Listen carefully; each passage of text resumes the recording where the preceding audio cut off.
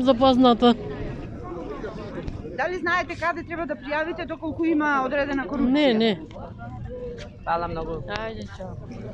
Караван за корупцијата. Имаме ли, знаете каде има корупција? не може Што се да случува? Корупцијата, граѓаните против корупцијата. Има, завртете така. Има ли корупција? Каде сметате дека има? Па корупцијата е најпретежно во судството, а и во полицарите. Што би имале вие да пријавите?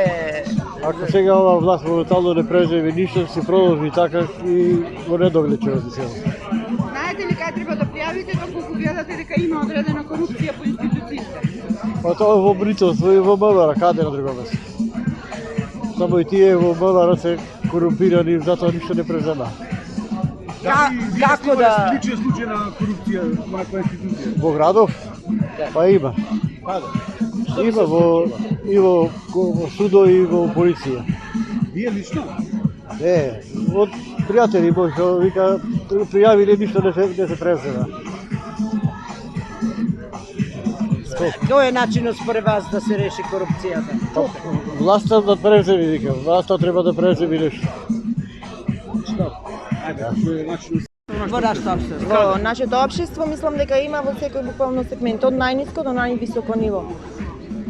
Колку е можно корупцијата да започнеме да се справуваме со неа и на каков начин? Има многу начини на кои што може да се спречи корупцијата, сето зависи од волјата на самите власти моментално кои што се најдуваат и претходните и сегашните. Мислам дека нема доволно волја кај властите за да се спречи корупцијата.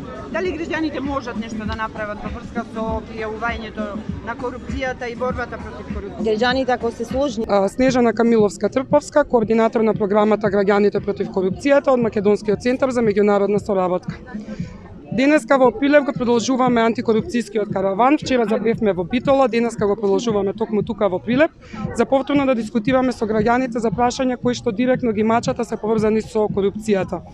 Од самото наше пристигнување во Пилев граѓаните почнаа да искажуваат ставовите кои што се поврзани со корупција и еден сублимат од целата таа досегашна дискусија е дека постои се уште тој страв кај граѓаните да дискутираат јавно за прашања поврзани со корупција. Токму затоа и денеска продолжуваме тука да ја отвараме таа тема во еден отворен форум да можат тие директно да дискутираат со институциите. Бидејќи борбата против корупцијата не е само на институциите, борбата против корупцијата е се треба да потекнува од граѓаните, што е и целта на целата оваа програма, да подигнеме свеста кај граѓаните, да ги мотивираме, се со една крајна цел да се зголеми притисокот кон институциите да покренуваат случаи за корупција. Бидејќи очекувањата на граѓаните се на крајот на денот да ви имаме завршени процеси и постапки кои што се поврзани со корупција и конечно да видиме санкционирани лица кои што ќе ги одлежат делата за криминалите што ги направиле поврзани со корупција. Супер. Да, во рамките на проектот Граѓаните против корупција се разви апликација Реагирај, која што им овозможува на граѓаните директно да се приклучат во реакции со тоа да земат директно учество во борбата против корупција. Тие реакции се реакции по однос на, да речам, различни корупцијски скандали, лоша работа на институциите, нешто што е директно, да кажам, го намалува квалитетот на животот на граѓаните, да тие можат своето несогласување со состојбите, својата реакција, да ја испратат директно до оние што се надлежни. Една од, да кажам, слабите, односно последиците од корупцијата е дека граѓаните чувствуваат дека не можат ништо да направат против корупцијата и ние им даваме алатка во која што директно можат да испратат реакции до институциите и веќе се забележува дека институциите во најмала рака враќаат одговор. Ќе видиме колку тоа потребно е време нели за да се решат проблемите, меѓутоа еден јасен сигнал испраќаат граѓаните до институциите дека ја следат работата, дека се спремни да реагираат и останува на институциите да ги решаваат еднаш, да почнат да ги решаваат проблемите на граѓаните. Со тоа се обидуваме да им дадеме глас на граѓаните, меѓутоа истовремено да ги охрабриме и тие да бидат гласни против корупцијата. Ова е мобилна апликација, така? Таа апликација може да се користи и преку персонален компјутер и преку мобилен. Значи, без разлика како и пристапувате, таа возможува начини да ја испратите реакцијата преку вашата мејл адреса како граѓани. Значи, всушност тоа е однапред дефинирана реакција која што нормално секој граѓанин може да ја прилагоди онака како што сака, меѓутоа се избрани институциите каде што навистина тие се одговорни да ги решаваат проблеми. Еве за 24 часа би рекле, така? Во споставување на оваа алатка, какви се првичните сознанија? Алатката веќе некое време функционира. Во моментот има неколку активни акции, би рекол, реакции. Вчера има од вчера се активни две нови за базенот во Битола и за рек Битола.